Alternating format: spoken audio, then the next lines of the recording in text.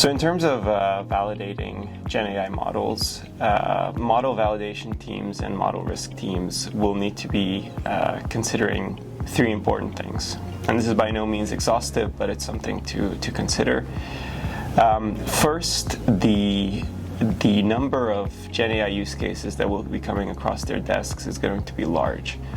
So it will be very important to set up that risk assessment process properly so that they can select the use cases that are truly high risk and truly need their attention, because they will not have the bandwidth to be reviewing everything. So setting up that risk assessment process and basing it on what the use case is actually being used for is going to be incredibly important.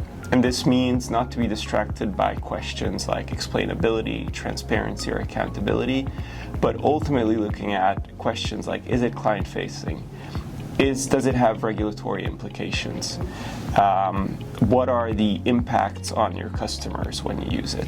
Thinking about these questions will help model risk management teams really prioritize the use cases to focus on. Second, I would say they have to make sure that they involve the proper stakeholders in the validation process. For traditional models, model validation was really the key team in the second line of defense. With GenAI, this has changed significantly because the risks are so varied. You'll be dealing with compliance risks, with legal risks, with security risks, data privacy risks, so on and so forth.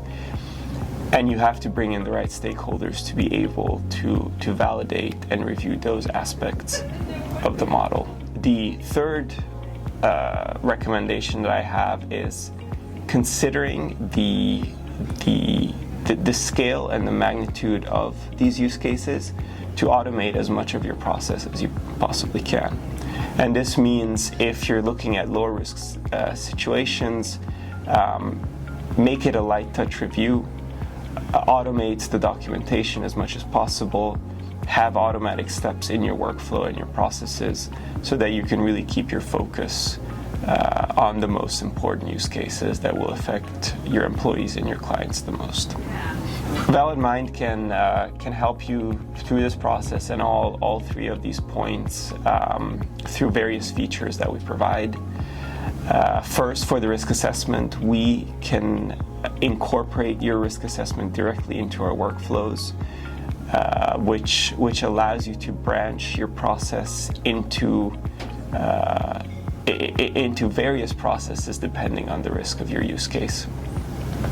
We also, of course, help configure your workflows in a way that you can bring in all of your stakeholders and automatically alert them when they are needed for a step in your workflows or in your process.